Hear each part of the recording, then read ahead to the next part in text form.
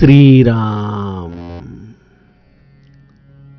आपल्या सर्वांच्या हृदयस्थ वसणाऱ्या आत्मारामास साष्टांग प्रणिपात करून गोस्वामी तुलसीदास रचित श्री रामचरितमानस या ग्रंथातील जो सप्तम सोपान उत्तरकांड याचं आपण चिंतन करत आहोत. सज्जनहो, हे आपलाच कथा चिंतन क्रमांक 1204. आपण गेल्या चिंतन प्रवाहामध्ये भुशुंडींच्या अंतःकरणाची अवस्था प्रभू रामचंद्रांच्या या सगुण दर्शनाच्या वेळेस कशी झाली होती, या सगुणाचं प्रेम काय असतं, त्या दर्शनाची जी महती या संतांनी जाणली, त्यासाठी नेमकी अर्हता काय हवी. भगवत दर्शनाची ही प्रतीक्षा एखाद्या प्रदीर्घ बोगद्यासारखी आहे. त्यामध्ये हा प्रकाशरूपी कण मिळण्यासाठी अनंत काळाची तपश्चर्या भुशुंडींची घडते. आणि म्हणून अयोध्येमध्ये भगवंताच्या या बाललीलांच्या समवेत 5 वर्षाचा काळ भुशुंडींना प्राप्त होतोय. सज्जनो, आपण कालच दोह्याचं गायन केलं, परंतु काळ मर्यादेमुळे आपण चौपायांच्या चिंतनाला सुरुवात करू शकलो नाही. त्यामुळे आपण आज थेट या 76 क्रमांकाच्या दोह्यातील चौपायांचं चिंतन बघूयात. भुशुंडी पक्षीराज गरुडना सांगतायत, कहही भुसुंड सुनौ खगनायक, रामचरित सेवक सुखदायक. रामाचं हे चरित्र त्याच्या सेवकांसाठी अत्यंत आनंद देणारं, सुख प्रदान करणारं आहे.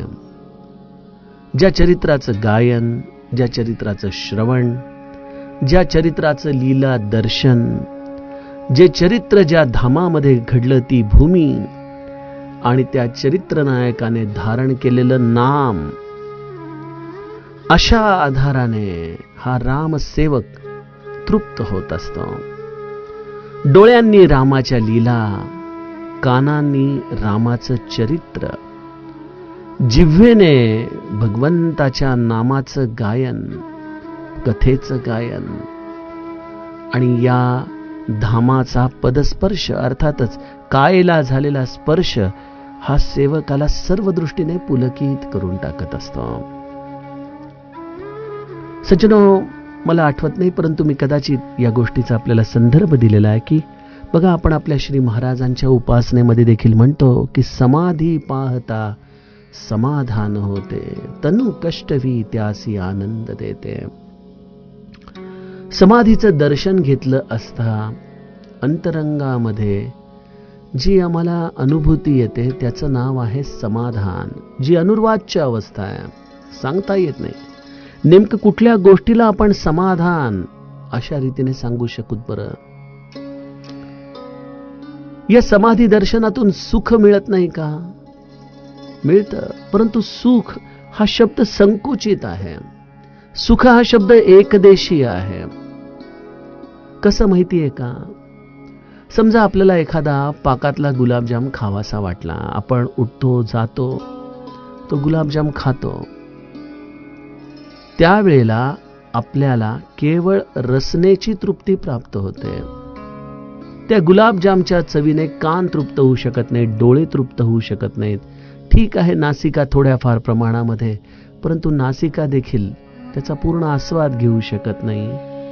त्वचा देखील त्याच्यापासून परेच आहे. म्हणजे एक पदार्थ एका वेळेला तुम्हाला एकाच इंद्रियांना तृप्त करू शकतो. एखाद्या निसर्गरम्य अशा ठिकाणी आपण गेला, डोळ्यांनी ते निसर्ग दृश्य आपण पाहतोय, परंतु त्यावेळेला इतर इंद्रिय मात्र त्या सुखाचा आस्वाद घेऊ शकत नाहीत. त्यामुळे सज्जनो, सुख ही संकल्पना संकुचित आहे, एकदेशी आहे, देहाधिष्ठित आहे. समाधान ही संकल्पना तुम्हाला एकाच वेळेला समस्त इंद्रियांना तृप्त करते. बघा, आपण श्री महाराजांच्या समाधी समोर उभं राहावं. डोळे सजल होऊन जातात. समाधी दर्शन घेताना न कळत कधी डोळ्याच्या कडा पाणवतात हे आपल्याला कळत नाही. तिथं केशर कस्तुरीचा जो सुंदर परिमळ आहे त्याने आपली नासिका तृप्त होते. आपल्या जिव्हाग्री भगवंताच्या नामाला आपण स्वाभाविकपणे गायला लागतो. रसना देखील माधुर्य प्राप्त करते तिथल्या गंगा भागीरथीने. आणि नकळत कोणीतरी पाठीवरून हात फिरवत माहेरपणाचा आपल्याला सहवास देतं. कानामध्ये शब्द नकळत येतात, या बरं बाळ, किती वाट पाहत होतो बरं आपली. एकाच समाधीच्या दर्शनातून सज्जनो सर्व इंद्रियांना जो तृप्त करू शकतो ती आहे समाधी, ते आहे समाधान. प्रभू रामचंद्रांचं हे धाम देखील भक्तासाठी अत्यंत सुखदायक हा शब्द जरी गोस्वामीजी वापरत असले तरी या सुखाच्या मागची भूमिका देहादेष्टीत नाही. तिथं देखील आम्हाला या समाधानाचीच प्राप्ती होत असते. कारण जिथं जिथं म्हणून ब्रह्म अवतरण आहे ते ब्रह्म अवतरण आम्हाला समाधान देत असतं सज्जनो. आणि संत सुखासाठी का बरं जातील अयोध्येमध्ये? काय पाहिजे भुशुंडींना? राजा दशरथाकडून मान मरात बाबाय का रामाकडून कुठलं पारितोषिक हवंय का अयोध्येमध्ये असलेला त्यांना पाहुणचार घ्यायचा आहे? त्यांना कशाची गरज आहे? भगवंताच्या अवतीभोवती घुटमळत राहणं यामध्ये कुठलं सुख आहे त्यांच्यासाठी? त्यांना ती केवळ एक अनुर्वाच्य अशी समाधानाची जी अवस्था अंतरंगामध्ये प्राप्त होतीये त्यासाठी भुशुंडींसारखे सत्पुरुष नीलगिरी पर्वताला त्यागून अयोध्येमध्ये येत आहेत. पूज्य बाबा आणि तात्यासाहेबांच्या देखील संवादामधले एक वाक्य आहे ना की आपण जिथं जातो तिथं केवळ पर्यटन म्हणून जाऊ नये. काय सगळीकडे मातीची ढेकळं तीच आहेत. ज्या गावामध्ये आपण जातो तिथं कोणी आत्मज्ञानी सत्पुरुष झालाय का याचा आपण शोध घ्यावा, त्याचं आपण दर्शन घ्यावं. कारण तुम्हाला तीर्थाटनामधून पर्यटनामधून केवळ हीच गोष्ट आनंद देऊ शकते, हीच गोष्ट समाधान देऊ शकते. बघा, अशी ही सुखामधली आणि समाधानामध्ये असलेली सूक्ष्म रेष सज्जनो. भुशुंडी त्या समाधानासाठी म्हणून अयोध्येत जात आहेत. आणि कशी दिसतीये त्यांना अयोध्या? नृप मंदिर सुंदर सब बांती, खचित कनक मनी नाना जाती. अयोध्येमध्ये थेट भुशुंडींना राजमहालामध्ये प्रवेश आहे. बघा, एक पक्षी असण्याचा एक फायदा जो आहे की त्या पक्ष्यांना कुठल्याही प्रकारची सुरक्षा व्यवस्थेमधून जावं लागत नाही.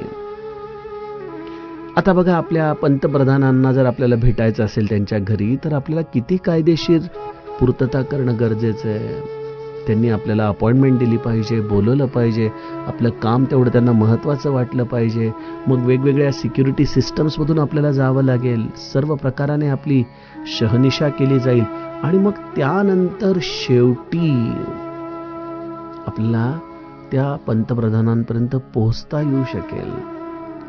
परंतु त्याच पंतप्रधानांच्या घरामध्ये मात्र एखाद्या चिमण्या पाखराला या सगळ्या गोष्टी करायची गरज आहे का हो?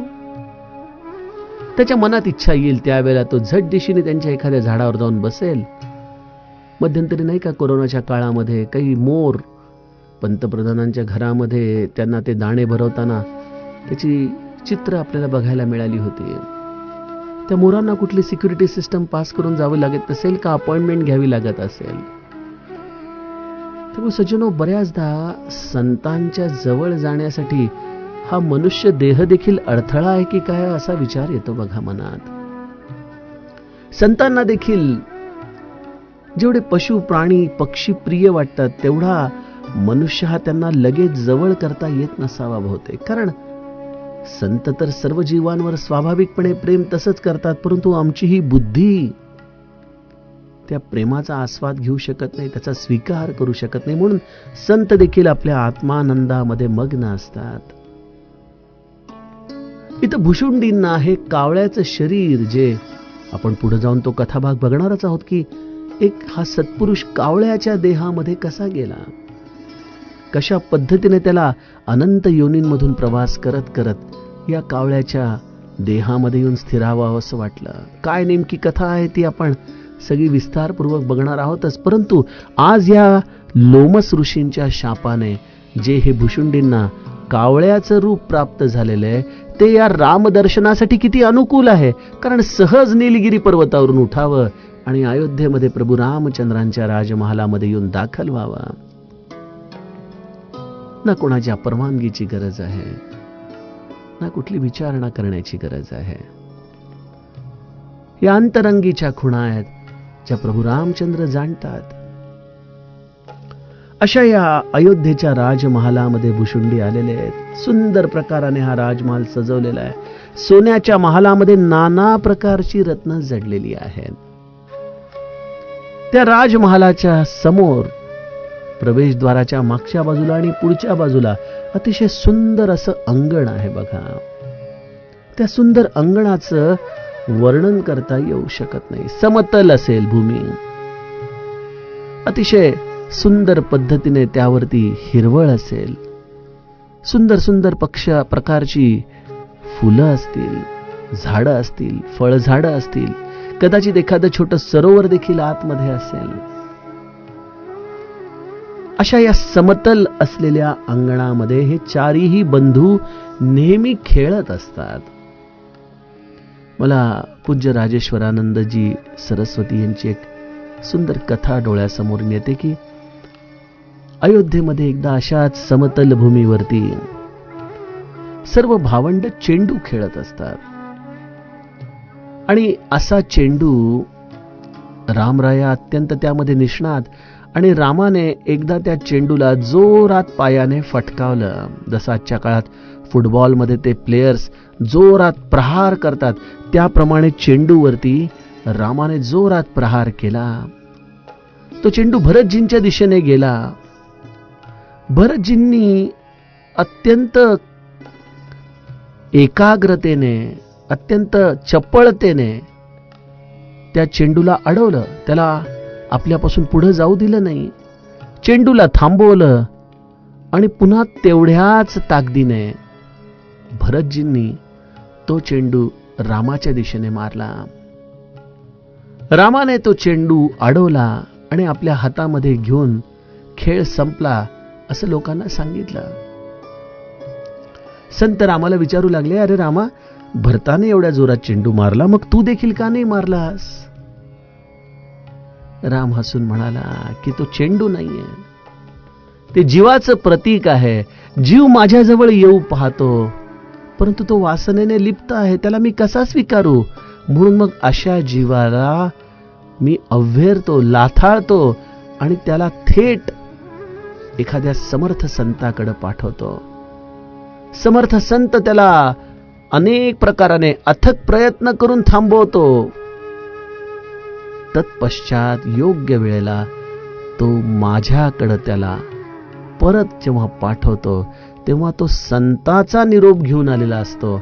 आणि अशा संताचा निरोप घेऊन आलेल्या चेंडूला किंवा जीवाला मी पुन्हा कसं बरं लाथाळू शकेन?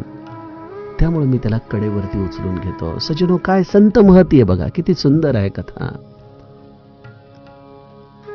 असे समतल अंगण, समतल आहे याचाच अर्थ समस्त जीवांसाठी ते समत्वाने आहे. आणि ही लीला आहे भगवंताची, ज्यामध्ये हे चार भावंड हा आपला खेळ मांडतायत, ज्याच्यामध्ये या अशा आपल्यासारख्या अनंत जीवांची भरतरूपी संताकडून जेव्हा शिफारस होते तेव्हा अत्यानंदाने प्रभू रामचंद्र त्यांचा स्वीकार करत असतात. असे हे चारीही भावंड नेहमी खेळतायत, मातेला सुख देतायत, बालविनोद करतायत. आणि प्रभू रामचंद्र आपल्या या बाललीला करत करत अंगणामध्ये फिरतायत, खेळतायत, आनंद घेतायत. आणि भुशुंडी हे सगळे प्रसंग डोळे भरून पाहतायत.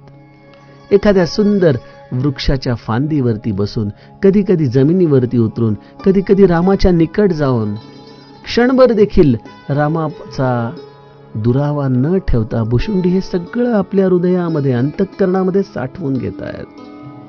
कसं दिसलंय त्यांना हे रामाचं बालरूप. बंधू बालरूप सोई राम. रामाचं हे बालरूप विशेष महत्वाचं आहे सज्जनो, त्याच्या समस्त रूपांमध्ये. बघा, श्रीमद भागवतामध्ये देखील श्रीकृष्णाचे हे बालरूप पाहून गोपिकांची काय अवस्था झाली आहे. प्रत्येक जण त्याच्या त्या सुंदर नाजूक पायांना हात लावतंय, त्याच्या कुरळ्या केसांना हात लावतंय. त्याच्या या सगळ्या बाललीलांना पाहून यशोदेपासून सर्व गोप गोपी अत्यानंदित होत आहेत. काय विलक्षण त्यांना प्रेम या गोकुळामध्ये प्राप्त झालेलं आहे. भगवंताचं बालरूप सज्जनो, ते पाहण्यासाठी कौसल्याचीच दृष्टी हवी. आपण संतांना माऊली म्हणतो ना, भुशुंडी देखील माऊली रूपाने आलेले आहेत. आणि त्यामुळे जे सुख कौसल्याला प्राप्त झालं तेच दर्शन भुशुंडींच्या नजरेतून गोस्वामीजी आम्हाला घडवून आणतात.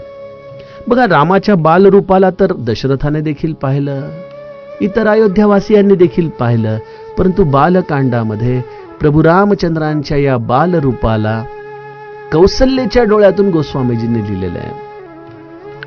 आणि त्यानंतर उत्तरकांडामध्ये तेच बालरूप केवळ भुशुंडींच्या दृष्टीतून दाखवलेलं आहे. काय अर्थ याचा? भुशुंडींचं देखील हृदय हे कौसल्याच्या हृदयाप्रमाणे प्रेमाने परिपूर्ण आहे, मातृहृदय आहे. त्या डोळ्यांमधून रामाचे हे विलक्षण रूप भुशुंडी आपल्या अंतःकरणात साठवतात. मरकत मृदुल कलेवर श्यामा, अंग अंग प्रति छबी बहु कामा. मरकत मण्यासारखं, पाचूसारखं हरिताभ श्याम कोमल शरीर आहे.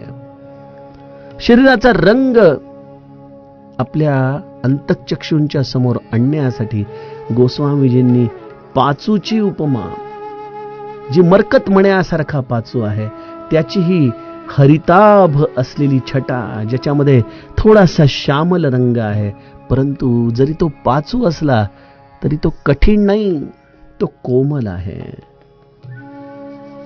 असे हे निळाशार वर्णाचे प्रभू रामचंद्रांचं कोमल शरीर, ज्याच्या अंग प्रत्यंगामध्ये अनेक कामदेवांची शोभा पसरलेली आहे.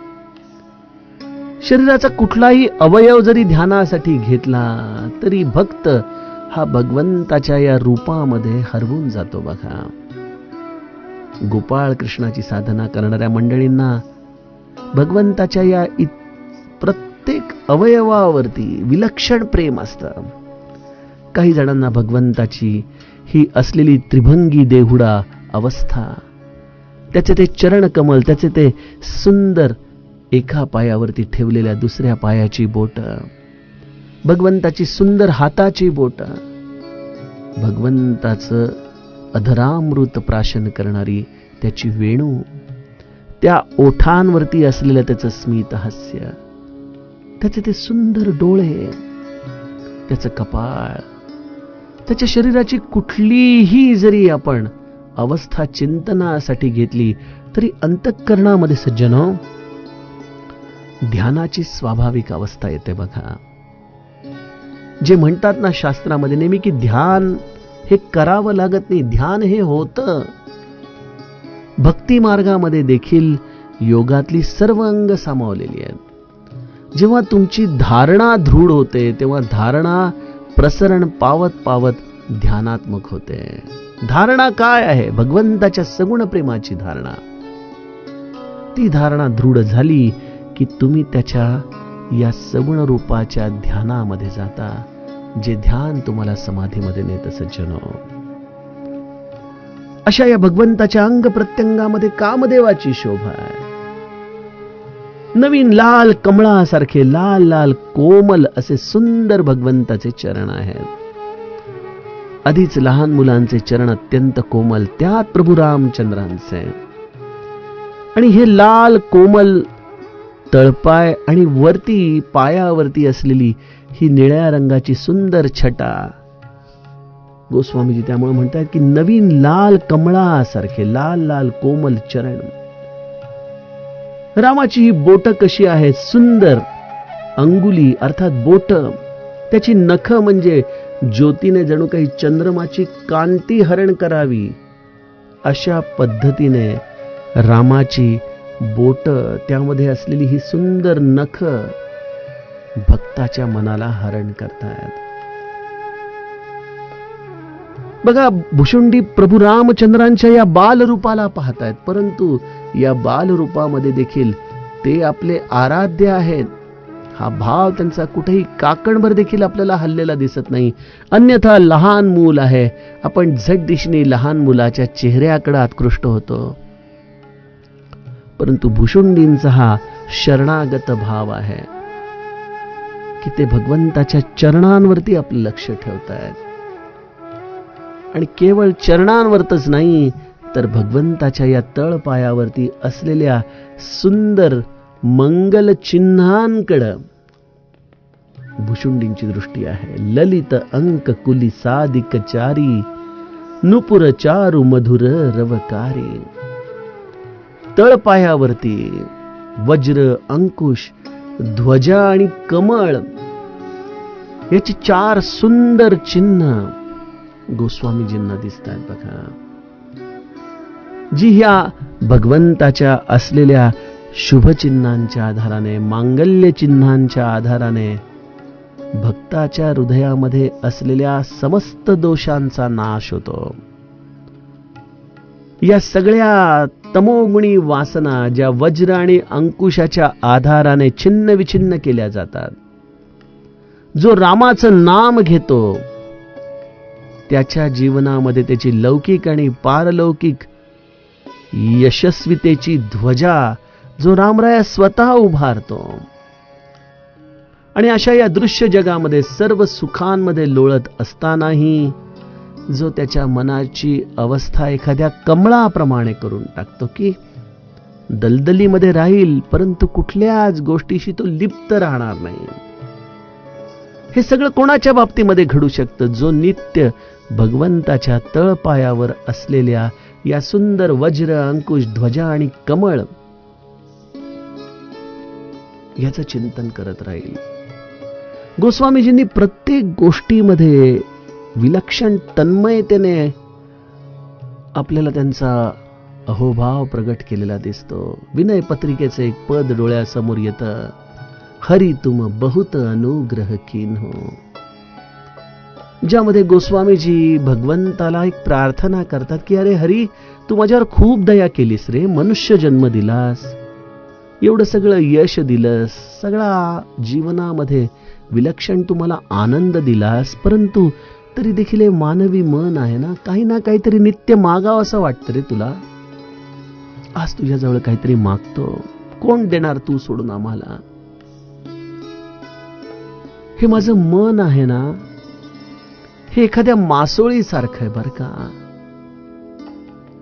ती मासोळी कुठं राहते तर विषयरूपी जलामध्ये राहते. ती जसं मासोळीला पाण्यातून बाहेर काढलं की तिचं अस्तित्व संपून जातं, त्याप्रमाणे माझं मन हे नित्य विषयामध्ये जिवंत राहू शकतं, अन्यथा मनाला जिवंत राहण्याचं कुठलं साधनच नाहीये. असं माझं मन या विषयरूपी जलामध्ये राहतंय, परंतु त्या मासोळीला मी माझ्या स्वतःच्या प्रयत्नाने अनेक वेळेला बाहेर काढण्याचा प्रयत्न करतोय, परंतु मी हतबल आहे, कारण तिथं त्याचं मरणच समोर दिसतंय, त्यामुळे ते पुन्हा विषयामध्ये जातं. काय करू रे? माझी तुला प्रार्थना आहे. मी ऐकलंय की तुझ्या तळपायावरती सुंदर वज्र, अंकुश अशी इत्यादी मंगल चिन्ह आहेत. त्यापैकी जो अंकुश आहे ना, तू अंकुश प्रेमरूपी दोरीला बांध. त्या अंकुशाच्या मुखावरती कुठला तरी अत्यंत सुंदर प्रेमाचा चारा माझ्या मनाला आत्कृष्ट करण्यासाठी लाव, कारण मी परमार्थाला येईन तेही कुठल्या तरी सकाम भक्तीच्या आधारानेच येईन, अन्यथा तुझ्या प्रेमासाठी मी कधी परमार्थ करणार? तुला माझा स्वभाव माहिती आहे, मला हा विषय किती प्रिय आहे याची तुला कल्पना आहे. असा माझं मन तुझ्या या प्रेमरूपी दोरीने, तुझ्या चरणांवरती असलेल्या अंकुशाच्या आधाराने या विषयरूपी जलामध्ये तू सोड.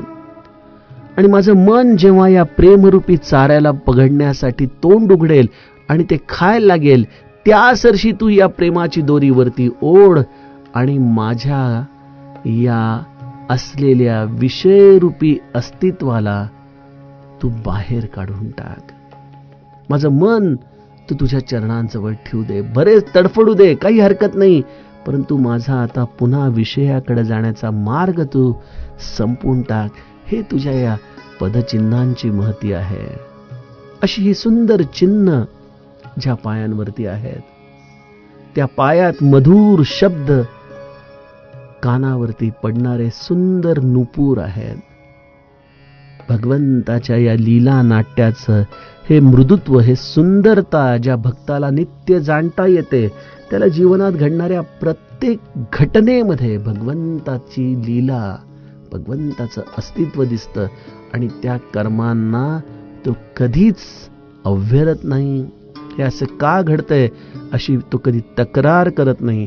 त्याला त्या प्रत्येक गोष्टीमध्ये भगवंताचा हात दिसल्यामुळं जणू काही ती प्रत्येक गोष्ट त्याच्या कानामध्ये मधुर शब्द या सुंदर नुपुरांच्या आधाराने देत असते. मणिरत्नांनी जडलेल्या सोन्याच्या सुंदर कमरपट्ट्याचा मधुर ध्वनी शोभिवंत वाटतोय.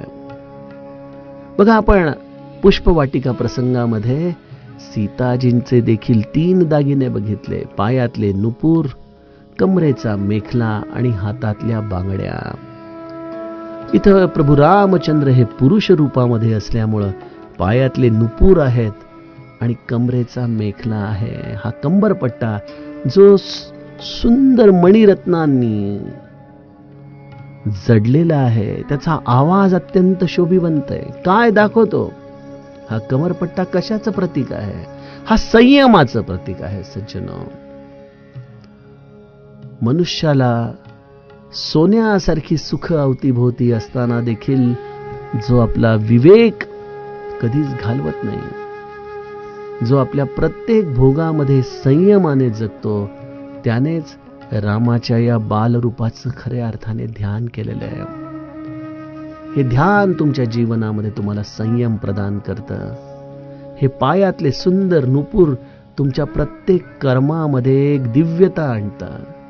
जगात घडणाऱ्या प्रत्येक घटनेमध्ये भगवंताचं सौंदर्य, त्याचा निनाद तुमच्या कानी पडू लागतं. असा हा कमरपट्ट्याचा मधुर ध्वनी गोस्वामीजी म्हणतात शोभिवंत वाटतोय. बघा, मधुर ध्वनी हा शोभिवंत कसा? कटिकिंकिनिकल मुखर सुहाई. सुहाई याचा अर्थच शोभिवंत आहे. ध्वनी हा कानाला गोड वाटू शकतो, मृदू वाटू शकतो, परंतु शोभिवंत कसा वाटतो? सज्जनो, ज्याच्याकडे सर्व दृष्टीने भोग घेण्याची क्षमता आहे, तरी देखील जो अत्यंत संयमाने हे भोग घेतो, त्याचं वैराग्यरूपी अलंकार उठून दिसतात. म्हणून हा मधुर ध्वनी शोभिवंत आहे. बघा, गोस्वामीजींनी फार गुह्य सूत्र दिलीत. ही सगळी गुरुकृपेने मला सहज जी दिसत आहेत, जे ब्रह्मचैतन्य मला सुचवत आहेत, त्याप्रमाणे मी आपणास सांगतोय. रेखा त्रय सुंदर उदर नाभी रुचिर गंभीर उरायत भ्राजत बिभिदी बाल विभूषण चीर. उदरावरती सुंदर 3 रेखा, त्रिवळी आहेत. प्रभू रामचंद्रांची नाभी अत्यंत सुंदर आणि अत्यंत गुह्य अशी आहे. वक्षस्थळावरती अनेक बालकांची आभूषणं आणि वस्त्र यांनी प्रभू रामचंद्रांचं रूप हे सुशोभित आहे. उदरावरच्या या सुंदर 3 रेषा जणू काही हे त्रिगुणातीत असलेलं ब्रह्म प्रगटलेलं आहे, याचीच आपल्याला खूण गाठ देत आहे. नाभीची ही सुंदरता, त्याची ही खोली जणू काही या समस्त ब्रह्मांडाला व्यापून उरणारी त्याची गुह्यताच आम्हाला सांगत आहे. आणि वक्षस्थलावरती असलेली अनेक प्रकारची बालकांची आभूषणं, ज्यामध्ये कदाचित गळ्यामध्ये घालायचे सुंदर हार असतील, त्याच्या हातामध्ये घातलेले सुंदर अलंकार असतील, मनगट्या असतील, अनेक प्रकारचे दागदागिने आणि वस्त्र जी आईने घातली असतील, त्याने ही वक्षस्थळावरची शोभा विशेष दैदिप्यमान झाली आहे. सज्जनो, ही अवनी देखील ज्या या वेगवेगळ्या असलेल्या प्रकृतीच्या अलंकारांना घेऊन नटलेली आहे, त्यामध्ये या भगवंताचं दिव्यत्व ज्याला पाहता आलं, त्यालाच भगवंताच्या या सर्व आभूषणांचं सौंदर्य कळू शकतं. अशा रीतीने भुशुंडींची दृष्टी प्रभू रामचंद्रांच्या या रूपातल्या प्रत्येक गुणाला टिपतीये. सज्जनो, तो कथाभाग आपण उद्याच्या कथाप्रवाहामध्ये बघूयात. जानकी जीवन स्मरण. जय जय राम.